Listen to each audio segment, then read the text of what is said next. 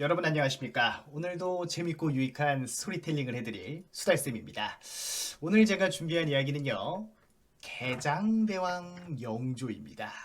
개장대왕 영조. 인터넷에 이런 썰들을 한번 들어보셨을 텐데요. 개장이랑 영조랑 뭔 상관이야? 이 사람이 영조입니다. 개장이랑 영조랑 뭔 상관일까? 이 이야기가 나오게 된 배경은 제가 어, 친구들과 함께 게장을 먹으러 갔는데요. 여기로 갔습니다. 여기서 이제 게장을 먹다가 나온 이야기들을 정리를 해봐야겠다 해서 지금 이제 말씀드리겠습니다. 야, 게장입니다, 여러분. 어우, 저 살 실한 거 보세요. 어떻게 이걸 먹고 죽을 수가 있단 말입니까? 아, 지금 봐도 맛있게 보이네요. 오, 먹는다, 먹는다. 행복해 보이는 표정 보이십니까? 여러분, 왜 꽃게는 꽃게일까요? 이게 왜 플라워도 아니고 꽃게이냐? 성호 사설을 쓰신 성호 이익, 조선 후기 신학자시죠. 이분에 따르면 개 양쪽 옆구리에 송곳 같은 것이 있다. 그래서 꽃게다라는 얘기를 하셨습니다. 무슨 말이냐? 요거. 요것이 있기 때문에 이게 송곳같이 생겼다. 그래서 꽃게다라는 얘기도 있고요. 또 이런 이야기도 있습니다. 호미곶, 간절곶 할 때 이 곶은 바닷가에서 이렇게 볼록 튀어나온 바다로 볼록 튀어나온 육지를 곶이라고 하는데요. 요것이 아까 말했던 요거랑 비슷하게 생겼다라고 해서 그래서 꽃게다라는 얘기도 있습니다. 막간으로 이 친구는 대게죠. 왜 대게냐? 우리 그냥 커서 대게라고 생각하기 쉬운데 알고 봤더니 요거 다리가 대나무처럼 생겼죠. 그래서 대게입니다. 이 대게. 아니 근데 이 맛있는 게를 먹고 어떻게 죽을 수가 있단 말인가? 지금부터 말씀드리겠습니다. 그 유명한 경종 독살설입니다. 이거 먹고 어떻게 죽는지 한번 얘기를 해보겠습니다. 자, 조선 제20대 국왕은 경종인데요. 경종은 숙종과 희빈장씨 사이에서 태어났습니다. 장희빈, 장옥정, 사랑에 살다, 김태희죠. 김태희 씨가 많이 나왔습니다. 장희빈으로. 그런데 이 세자 때부터 갖은 순환을 겪었던 이 비운의 왕이었던 경종은 우여곡절 끝에 결국 왕이 되긴 했는데 병치레만 여러 차례를 하더니 결국 4년 만에 갑자기 죽습니다. 그래서 경종은 또 죽기 전에 동생인 연인군을 왕세제로 책봉을 해놨는데요. 왕세자는 이제 아들이고 왕세제는 왕의 동생이죠. 자기 동생이 이제 대를 이을 것이다 이렇게 했던 건데 이 경종의 치세에는 소론과 노론이 엄청난 당쟁을 벌이던 시대였습니다. 당시 소론은 경종을 밀었고 노론은 영조가 되는 왕세제를 밀었었거든요. 이게 어느 정도의 당쟁이었냐면 실록도 두 가지 버전이 있습니다. 소론이 나중에 경종이 죽고 나서 경종대왕 실록을 만들었는데 노론들이 이거 보니까 이거 순날조야 이러면서 새롭게 만들었죠. 경종대왕 수정실록. 그래서 경종의 경우에는 실록이 또 두 개나 됩니다. 조선왕조 실록에 이런 경우가 몇 개 없는데 또 이 정도로 치열하게 싸웠다 정도 이해를 하시면 되겠습니다. 그럼 이 실록에 도대체 뭐라고 나와 있느냐? 경종은 엄청나게 많은 병을 앓았다라고 하는데 실제 실록에 어떻게 나왔는지 한번 보겠습니다. 내가 이상한 병이 있어 10년 이래로 조급도 회복될 기약이 없다. 의관들이 입진 후에 화열이 오른 상에 심기가 대발하였다. 이게 도대체 무슨 말인지 정확히 모르겠는데 상이 동궁 세자일 때부터 쌓인 걱정과 두려움으로 마침내 형용하기 어려운 질병을 앓았다. 말로 표현하기 어려운 그런 심각한 병이다 이런 얘기입니다. 그래서 이 경종 힘들게 살았는데 이 경종을 치료했던 의사가 돌팔이었습니다. 어느 정도 돌팔이었느냐? 당시 사원부는 이 의사에 대해서 어이에 대해서 뭐라고 얘기를 했었는지 한번 보겠습니다. 실제 실록의 기록인데요. 이공류는 괴벽하고 미련한 데다 행동과 모습과 더 대체로 회개한 데가 있어. 대놓고 디스를 하고 있죠. 연구해 보려는 뜻이 없고 괴로워하고 소홀한 태도가 현저히 보였습니다. 그러니까 잘라야 됩니다 라고 얘기했는데 경종은 윤허하지 않았습니다. 그래서 경종이 죽을 때까지 이공륜이 치료하게 됩니다. 자, 그러면 그 문제가 되는 그 사건으로 들어가 보겠습니다. 1724년 8월 20일 파국이 시작되는데요. 몸이 안 좋아가지고 병이 깊어가지고 밥도 제대로 못 먹고 있었어요. 근데 모처럼 수라상에 올라온 게장과 감을 맛있게 먹었답니다. 그러니까 이거를 같이 세트로 먹었는데 참 맛있게 생겼죠. 근데 문제는 한의학에서 게장과 감은 상극이다. 한의학 서적인 본초 강목에서는 이렇게 써놨어요. 이거 먹으면 큰일 난다. 이거 먹으면 안 된다. 이렇게 써놨는데 도대체 이걸 누가 먹인 거야? 이게 이제 그 유명한 떡밥입니다. 근데 어쨌든 이걸 먹고 그날 밤부터 이제 경종이 배가 아프고 가슴이 아프고 무슨 체한 것도 아니고 뭐 하여튼 크게 아팠습니다. 그래서 온갖 약을 쓰기 시작하는데 폭풍 설사가 끊이질 않습니다. 그리고 게장을 먹은 지 4일 뒤인 24일 논란을 낳은 그 일이 시작되는데요. 어이 이공윤이 말하기를 3달을 쓰지 마라. 인삼차 쓰지 마라. 내가 처방하는 개지 마황탕 2첩이면 설사는 끝이다. 라고 얘기했는데 이거 쓰지 말라고 했습니다.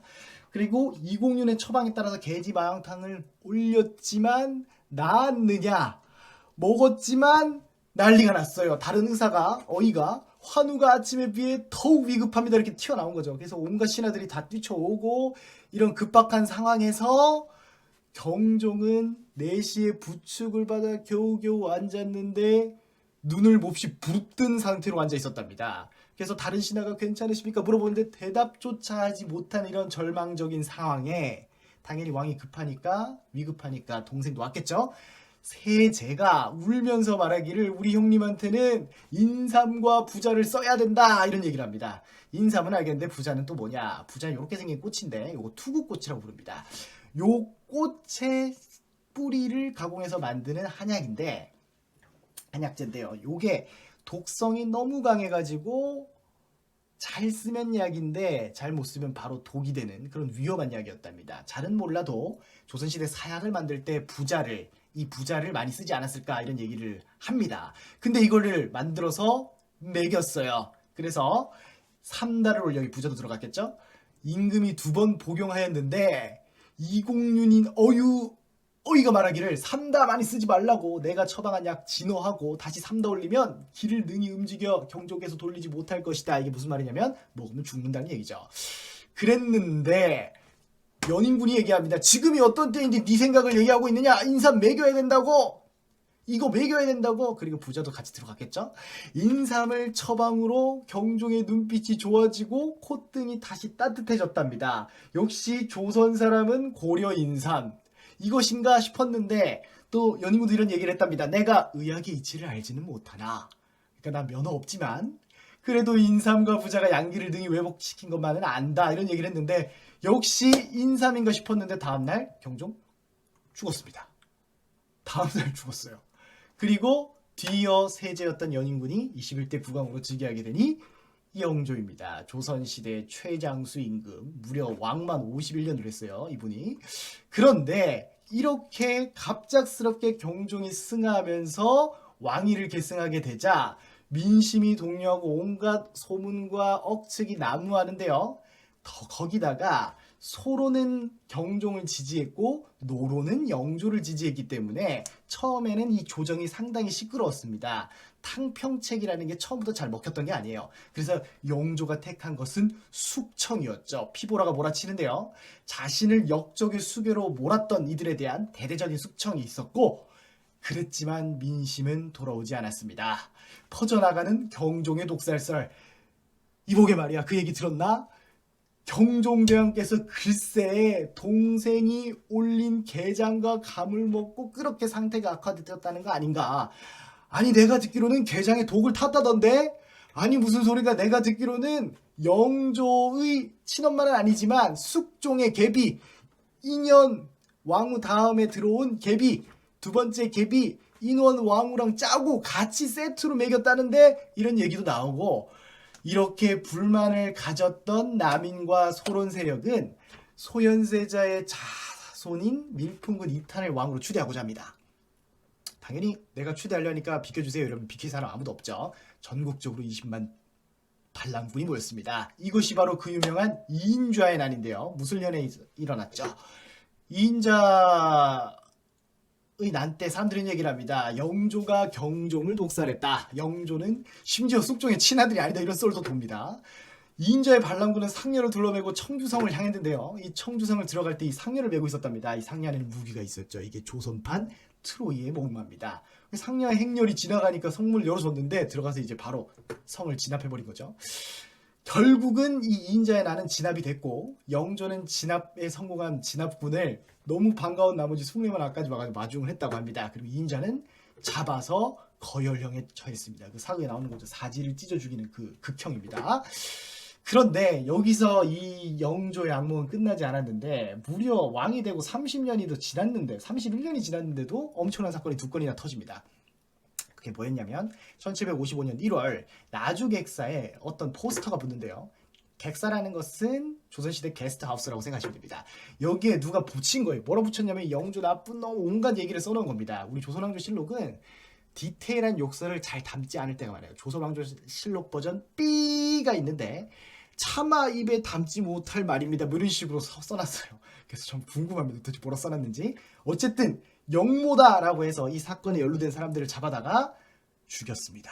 그리고 이 일이 있은 직후에 과거 시험장에서 또 엄청난 일이 터졌는데 무슨 일이 있었냐면 소론, 강경파들, 영조 싫어하는 사람들이 과거 답안지에다가 영조를 엄청나게 맹디스한 그런 사건이 있었습니다. 이 사건과 또 연루가 돼가지고 끌려온 사람 중에 신치훈이라는 사람이 있었는데 승지를 역임했던 사람입니다. 승지는 왕의 비서. 신치훈이 잡아가지고 고문당하면서 이제 바른대로 얘기하라고 하니까 무슨 얘기를 하냐면 나는 갑진년 네가 왕이 된 이후로는 게장은 입에도 안 댔어 이놈아 이런 얘기를 하는 거죠. 영조는 대노합니다. 극대노했죠. 그놈의 게장. 내가 왕이 된 지 몇 년이 됐는데 아직도 게장 타령이냐 이놈의 게장 이러면서 영조가 만들었습니다. 뭘 만들었냐면 천이소감이라는 책을 신하들을 보고 쓰게 하는데요. 이 내용은 뭐냐면 내가 왕세자가 된 것은 말이야 타당했어. 나는 제대로 왕이 된 게 맞아 이놈들아. 제발 악성 댓글 좀 그만 달아. 이 첫머리 뭐라 써놨냐면 그놈의 게장은 내가 올린 것이 아니야. 내가 물어봤어. 누구한테 물어봤냐면 내 친어머니는 아니지만 우리 아버지의 두 번째 정식 왕비였던 인원 왕께 물어봤더니 그거는 그냥 임금 수라상을 책임지는 곳에서 알아서 올렸대. 내가 올린 게 아니라고 이놈들아. 제발 좀 그만해라. 이런 얘기를 한 거죠. 30년이 지나도 아직까지 그놈의 게장 타령. 이게 너무 싫었던 겁니다. 그래서 그 영조가 형님이었던 경종을 독살한 게 맞느냐. 지금은 그것에 대해서 진짜 독살을 했다는 의견보다는 그냥 그 정도로 그 당시에 당쟁이 치열해서 이런 이야기가 나돌았고 또 오해를 살 만한 일들이 있었다 정도로 정리가 되는 것 같습니다. 어떻습니까? 제가 친구들과 게장 먹으면서 나눴던 이야기를 여러분들과도 함께 나누어 보았습니다. 이번 이야기가 재밌으셨다면 좋아요를, 재미없으셨다면 싫어요를 눌러주세요. 안 누르실 거죠? 수달쌤이었습니다. 아, 맛있겠다.